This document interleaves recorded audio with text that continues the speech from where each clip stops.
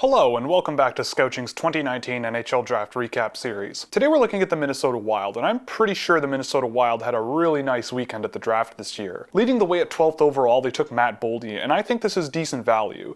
They passed on Krebs and Newhook and Caulfield here, but I think that Boldy is an interesting pickup. He's a good, strong winger with great skill and good skating ability, and I think he could be an NHL contributor for Minnesota pretty quickly. I think the fit is really nice based on the types of players they're bringing in. I'm not certain he's going to be a really high-level contributor in the NHL, but he should be a good piece to add for Minnesota. At 42nd overall, they did make a bit of a reach and took Vladislav Firstov. I really wouldn't think that at 42 he was the first player I'd look at. There were plenty of other players available that I think carried a lot more value than Firstov did, but he did show me nice flashes of skill when I did see him. The Wild also traded up to draft Hunter Jones. Now, I've seen flashes of Hunter Jones with the Peterborough Petes, and he certainly is a big goaltender who is pretty athletic, but he didn't really stop a whole lot of pucks based on what I would have liked to have seen. Peterborough wasn't the best defensive team in front of him, so who knows. This just isn't a move where I would have traded up to take the player.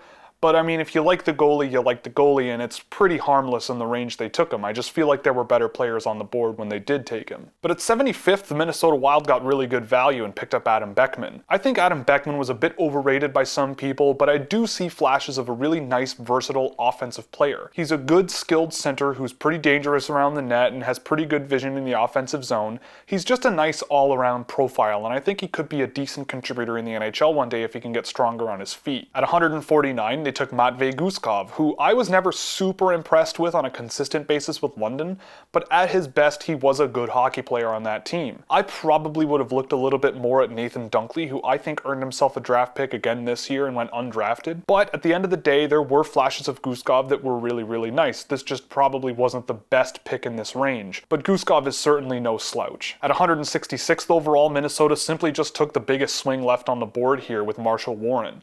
I saw very brief flashes of Marshall Warren that really impressed me. He's a big, strong, powerful skater who has pretty nice skill for a defenseman, and I think he had no business being available when they took him. He was one of the best players available on my sheet at 166th overall this year, and I think this is a great value pick for Minnesota. Philip Lindbergh is a 2x overage goaltender they drafted out of college, and we'll see, who knows, can't complain. But their last pick in the draft interests me the most out of almost every pick they made. Nikita Nesterenko crossed my radar earlier this year, but I didn't really have enough data to really make a good judgment on him. Since then, data has been backfilled, and I'm thrilled by the fact that the Minnesota Wild took a swing on this guy. On average, he scored about 28% of the team's goals as a whole, and had points on about 50% of the team's goals.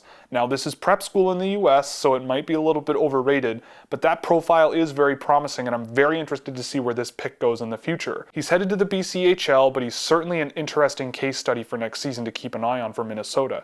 I think this could be a really underrated pickup for the team. So if you've seen any Scouching Report videos in the past, we're going to take the same rating system and transport it into these videos. The number's going to indicate the overall level of potential that I see with the group of players they drafted, and the letter indicates the likelihood of this crop reaching that potential. And for the Minnesota Wild, I think they played it pretty safe. There's a solid 2B here. I think Matt Boldy was a solid pick at 12, even if it wasn't the player I would have gone with. He is a good pickup there. Guys like Firstov and Beckman and Guskov has shown nice flashes. Hunter Jones has a lot of reputation coming with him, so who knows where that goes. And Marshall Warren was a great value pickup, and they have a total wild card in Nikita Nesterenko. I think it'll be very interesting to see what Minnesota ends up with in a few years, but I think a 2B is a pretty strong rating for them. So that's it for the Minnesota Wild. Our next subjects will be the Stanley Cup champion St. Louis Blues. If you liked the video, you could click all the buttons you see below me so you never miss another one. If you really liked it, you could support us on Patreon, where you get access to spreadsheets for drafted and undrafted prospects, as well as private chat rooms and plenty of other goodies. Or you could pick up some merchandise at the Scouchwear shop. All the links are in the description below. So that's it for this one, and I hope you join me where we break down the St. Louis Blues.